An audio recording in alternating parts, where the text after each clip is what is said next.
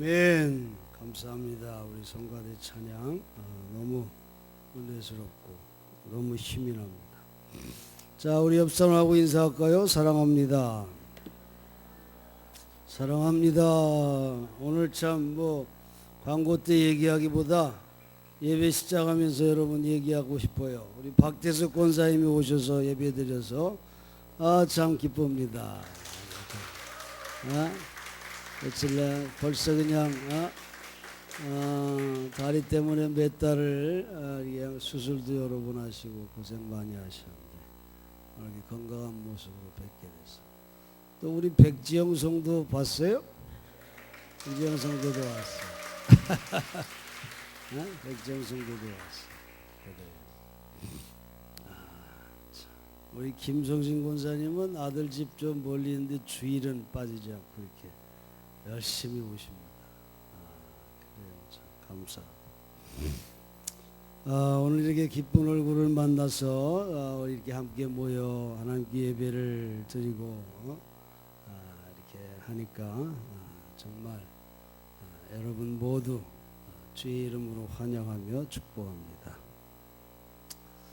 오늘 아침에는 인생의 성공 비결이 되는 오직 한 일, 오직 한 일이라는 제목으로 여러분과 함께 은혜를 나눠보려고 합니다. 본문을 기록한 사도 바울은 우리가 알듯이 그가 사울이었을 때 요즘 말로 얘기하면 정말 악질분자였습니다.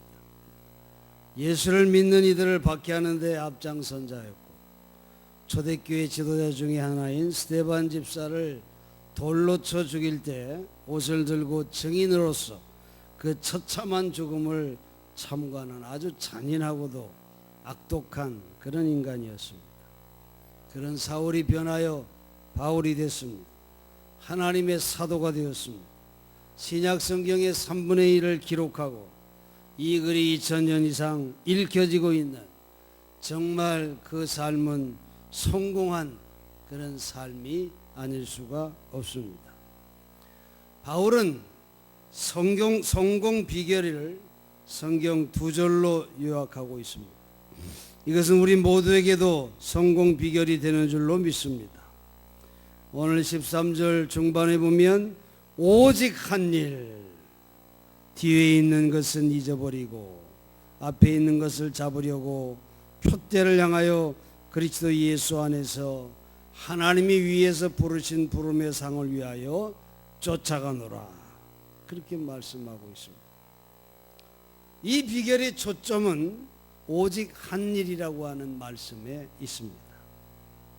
여러분, 바울은 자기 인생의 표대를, 다시 말해서 인생의 목적이 확실했다는 것입니다. 방향이 확실한 사람은 이미 성공한 사람인 것입니다. 예수님께서 제시하신 오직 한 일을 보면 마태복음 6장 33절에서 알 수 있습니다. 우리가 너무도 잘 아는 말씀이죠. 너희는 먼저 그의 나라와 그의 의를 구하라. 이게 예수님께서 제시하신 오직 한 일입니다. 여기서 먼저라고 하는 표현, 이건 최우선을 뜻하는 것이죠. 모든 활동, 모든 생활의 최종적인 목적이 바로 이 한 일에 있어야 한다는 것이죠. 백화점 왕 베니는 1971년 95살로 죽을 때에 미국 전역에 1660개의 점포를 남겼다고 합니다. 그가 처음 장사를 시작한 것은 1899년이었어요.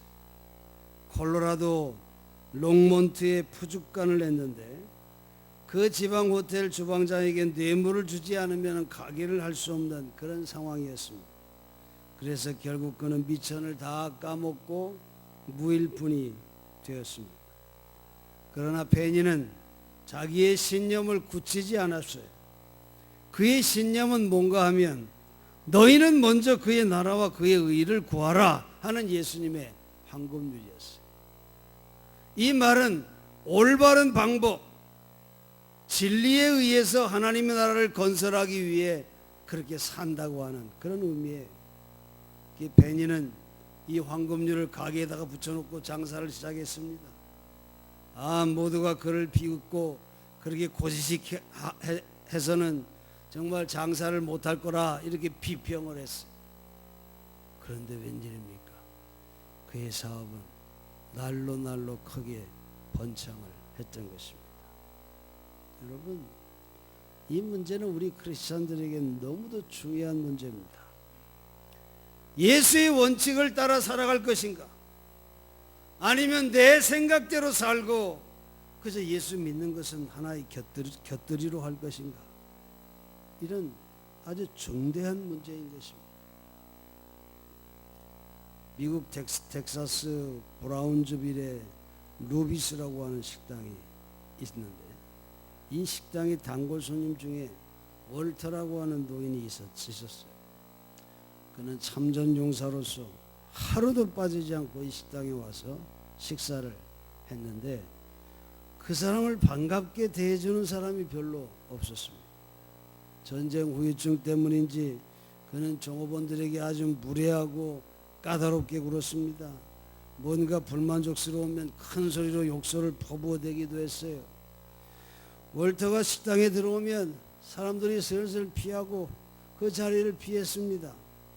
그런데 종업원인 멜리나 이 여자만큼은 누구에게나 나는 친절을 베풀어야 한다고 하는 그런 태도로 항상 미소를 잃지 않고 그 까다로운 손님을 친절하게 대했던 겁니다. 그녀는 참전 용사인 월터의 사정을 진심으로 생각하면서 그의 형편을 염려해 주기도 했어요.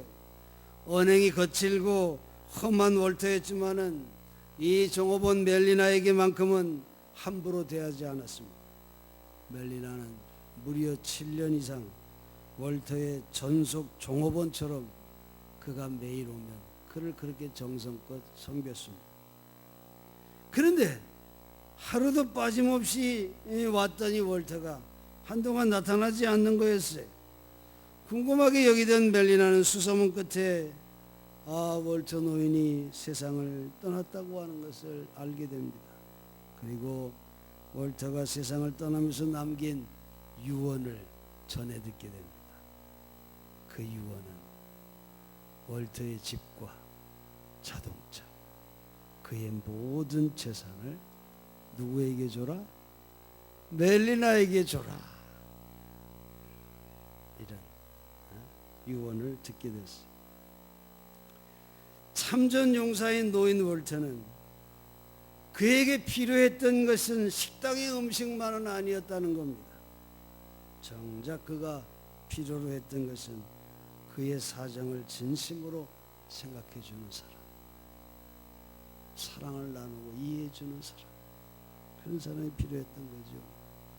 여러분, 예수님께서 너희는 먼저 하나님의 나라와 그 의를 구하라. 그리하면 하나님께서 모든 것을 더하여 주시리라. 믿습니까? 여러분, 주님이 분명 말씀하셨어요.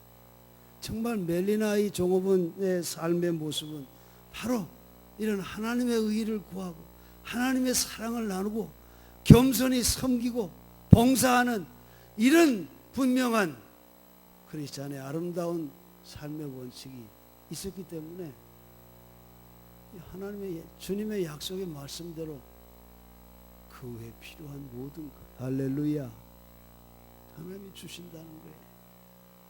그런데 여러분, 많은 사람은 그 순서를 뒤바꿔 살고 있는 게 문제입니다.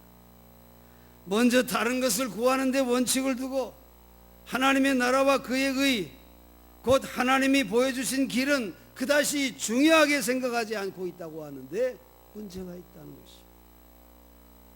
로마서 12장 15절 16절에 보면 즐거워하는 자들과 함께 즐거워하고 우는 자들과 함께 울라. 서로 마음을 같이하여 높은 데 마음을 두지 말고 도리어 낮은 데 처하며 스스로 지혜 있는 체 하지 말라. 그렇게 말씀하고 있어요. 사도 바울은 경험에 의해서 오직 한 일에 목표를 두는 것이 바로 성공적인 삶의 비결임을 말해주고 있는 것입니다. 이것은 예수님께서 단언하신 황금률과 같은 것입니다. 먼저 하나님의 나라와 그 일을 구하는 것. 사도 바울은 첫째로 오직 한 일이라고 하는 인생의 목표를 제시하고 있고, 둘째로 이 목표를 향하여 달리는 원칙을 제시합니다. 그것은 뒤에 있는 것은 잊어버리고 앞을 바라보고 달려간다고 하는 원칙입니다. 과거의 자랑도 별것 아닙니다. 과거의 실패 또한 큰 문제가 되지 않습니다. 바울은 무척 겸손합니다. 내가 이미 얻었다 함도 아니요 온전히 이루었다 함도 아니라고 말합니다. 자랑으로 말하자면 바울도 자랑할 것이 얼마나 많은 사람인지 모릅니다. 그러나 과거를 가지고 자랑이나 할 것이 아니라 언제나 자기의 부족을 느끼면서 앞을 바라보고 꾸준히 달려가는 원칙적인 삶, 그런 원칙의 삶을 지금 말하고 있는 것입니다. 미국 역사에서 이런 생활을 한 사람을 소개합니다. 이 하이람이라고 하는 소년이 있었어요. 그의 어머니는 무관심했고 아버지는 그저 아들을 꾸짖기만 하고 도움은 하나도 주지 않았습니다. 결국 그를 집에 두지 않고 강제로 17살 때 육군 사관학교에 집어넣었습니다. 그러나 이 하이람은 부모님을 조금도 원망하지 않았어요. 그리고 자기 앞에 오는 운명을 최선을 다해 가꾸었다 그럽니다. 키가 5피트 1인치니까 한 154 정도, 그렇게 작은 키입니다. 체중은 겨우 120파운드, 한 55kg도 좀 안 되는 그런 체형이었어요. 미국 남자치고는 정말 아주 작은 그런 체격이죠. 학교에서도 놀림감이 되고 성격상 사관학교가 싫었지만은 내 앞에 닥친 일은 기어이 해낸다고 하는 투지로 간신히 뒤에서 몇째로 그렇게 졸업을 했습니다. 사관학교 입학했을 때 학교 측 실수로 다른 이름과 혼돈해서 유리세스라고 하는 엉뚱한 이름으로 등록이 됐는데, 소심한 그는 고치기도 귀찮아서 그 후 평생 그 이름을 유리세스로 사용을 했어요. 그의 체격은 작았지만은 아주 무척 대범해서 남의 일이나 자기 일이나 지나간 일에는 집착하지 않고 깨끗이 잊어버립니다. 남북전쟁 때 그의 공이 아주 혁혁했어요. 그의 인내심과 투지와 또 깨끗한 성격 때문에 존경의 대상이 되고, 워싱턴 이후 최초로 육군 대장이 되고, 제대 후에 미국 18대 대통령에 당선이 됐습니다. 그의 이름이 유리세스 그랜트입니다. 인디언에게는 재미있는 풍습이 있는데, 화나는 일이 있으면 또 혹은 낙심되는 일이 있을 때 마을에서 떨어진 한적한 곳에 가서 구멍을 파놓고는 엎드려서 소리를 지르고 시큰 욕을 하고 울기도 한다 그래요. 그리고 나서 그 구멍을 흙으로 덮어버리고 돌아온다. 과거의 분노나 좌절에 붙들려 있지 않고 거기서 벗어나는 방법으로 그런 걸 한다는 것입니다. 여러분, 너무도 많은 사람들이 과거에 집착해서 미래를 망치고 있지 않습니까? 그래서 예수는 롯의 아내를 생각해라, 그런 말씀을 하신 거죠. 달리기는 달리되 앞을 보지 않고 뒤를 돌아보며 달리다가 소금기둥이 된 실패자의 이야기를 회상시키시고 있는 거 아닙니까? 바울은 뒤에 있는 것을 잊어버리고 앞을 바라보고 오직 표대만을 바라보고 달려간다고 저는 말하고 있습니다. 끝으로 바울은 삶의 동력, 에너지를 말하고 있어요. 오직 한 일, 그 목표를 향하여 뒤의 것은 잊어버리고 달려가고자 할 때 우리에게는 힘이 필요하지요. 이 동력을 바울은 하나님이 위해서 부르신 부름의 상이다, 그렇게 말합니다. 여러분, 이게 믿는 자하고 믿지 않는 자와의 엄격한 차이입니다. 믿는 자는 여러분, 무엇 때문에 힘이 납니까? 무엇 때문에 허무하다가도 용기가 나고, 무엇 때문에 맥이 풀렸다가도 벌떡 일어나게 됩니까? 황금이 눈앞에 번쩍여서 그럽니까? 아닙니다. 하나님이 나를 부르셨다. 할렐루야. 하나님이 나를 부르셨다. 하나님이 나를 택하셨다. 하나님이 나에게 귀한 사명을 맡기셨다. 여러분, 이게 삶의 동력이 아니겠어요? 그래서 하나님이 이렇게 해라, 이렇게 살아라, 다시 일어나라, 이런 하나님의 부르심이 있기 때문에 우리는 힘을 얻을 수가 있는 것입니다. 위에서 부르신 부름의 상, 그것을 영역으로 보면 하이 콜링이라고 써 있어요. 높은 부르심이라. 그것이 어떤 돈, 황금의 부름이 아닙니다. 명예의 부름, 그런 것들은 다 낮은 부름이어서 얼마 가지 못하는 것입니다. 진짜로 나를 움직일 수 있는 동력은 바로 하이콜, 높은 부르심. 바로 그것이, 사랑하는 성도 여러분, 예수를 믿는다고 하는 것은 이 높은 부름을 받았다고 하는 것을 의미하는 것입니다. 내 주여 뜻대로 행하시옵소서. 이제 나의 목표는 오직 한 일, 먼저 그 나라와 그 일을 구하는 것으로 결정했습니다. 이제는 뒤를 바라볼 것이 아니라 높은 부르심을 향하여 달려가겠습니다 하는 그런 생활의 전환이 바로 예수를 따르는 제자의 삶인 것입니다. 여기서 우리는 죄의 정의를 확실하게 내릴 수 있게 됐어요. 죄라고 하는 것은 목표를 왜곡하는 것입니다. 오직 한 일, 그 나라를 구하는 목표를 버리고 다른 목표를 갖는 것이 바로 죄라고 하는 것입니다. 여러분, 또 죄란 부르심을 왜곡하는 것이라고 생각합니다. 높은 부르심의 귀를 막아버리고 자기 욕심의 부르심의 귀를 여는 것, 그것이 죄라는 것입니다. 또한 죄란 동력을 왜곡하는 것입니다. 참다운 힘이 하나님으로부터 옴에도 불구하고 세상으로부터 얻으려고 하는, 물질로부터 얻고 명예로부터 얻고 그런 세상 썩어 없어질 것으로부터 희망과 소망을 얻어보려고 하는 것이 바로 죄라고 하는 것입니다. 성경은 우리에게 말해주고 있는 것입니다. 오늘 본문을 메시지 성경으로 한번 여러분에게 읽어주며 오늘 말씀을 마치려고 합니다. 성경을 보시면서 들어보시죠. 본문을 보시면서, 내가 이 모든 것을 다 얻었다거나 다 이루었다고 말하는 것이 아닙니다. 나는 다만 놀랍게도 나를 붙드신 그리스도를 붙잡으려고 내 길을 갈 뿐입니다. 친구 여러분, 내 말을 오해하지 마십시오. 나는 결코 나 자신을 이 모든 일의 전문가라고 생각하지 않습니다.